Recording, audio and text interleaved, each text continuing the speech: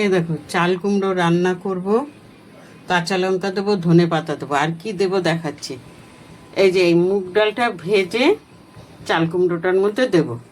এই চাল কুমড়ো খুঁজতে, এই মুগ ডাল খুঁজতে খুঁজতে আমার এত বেলা হয়ে গেছে গো। কোথায় রেখেছি মুগ ডাল খুঁজে পাচ্ছি না, তারপরে পেয়েছি।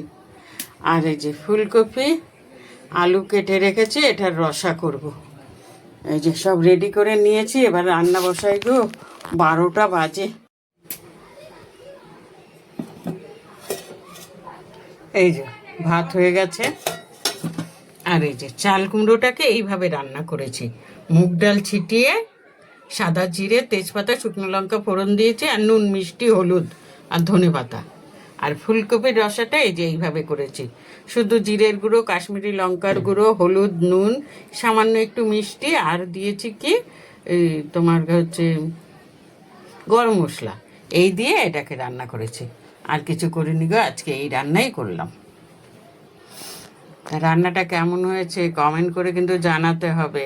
ফুলকপিটা দেখো যেন একদম ঝকমক করছে, চাল কুমড়োটাও ঝকমক করছে, দেখো কি সুন্দর হয়েছে।